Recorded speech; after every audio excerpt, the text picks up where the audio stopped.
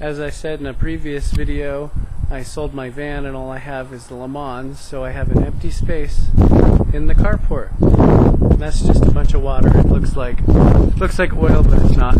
I had to replace my van to fill this empty spot, and this is what I got.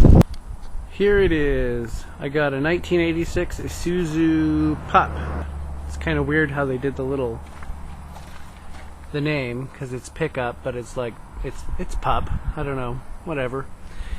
It has four-wheel drive, but it doesn't sit like a four-wheel drive. It sits kind of low to the ground like a little two-wheel driver. Manual hubs.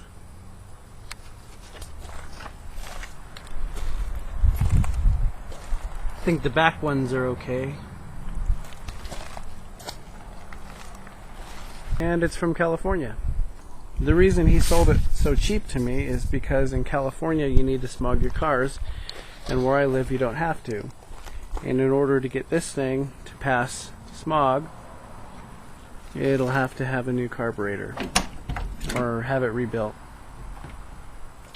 And I don't have to do that here. So I got a heck of a deal and paid about half of what it was worth. It does have a buttload of miles on it, 208,000, but something has definitely been done to the engine since its beginning, because the engine is very, very sound. Pretty little in here too. Anyway, I'll read you what the guy's done to it. New clutch 500 miles ago.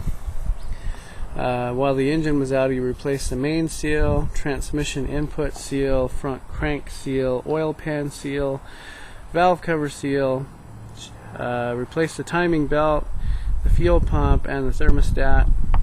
It says a couple of dents on the driver's side. A little bit of rusty stuff going on.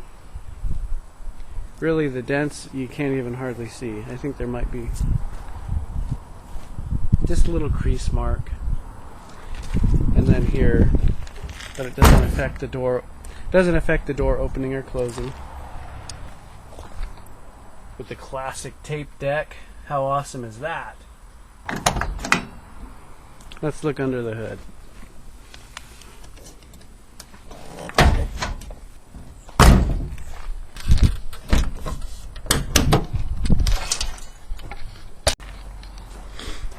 So it's got a new battery from Napa. It's kind of small and not super powerful, but it's new, so it'll get the job done.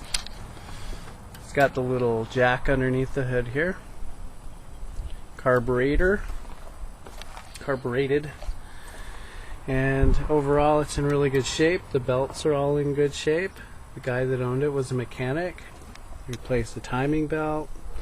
You know, like I said, it's a really good running little truck. So the goal today is, I haven't even had it 24 hours, but I need to change the oil.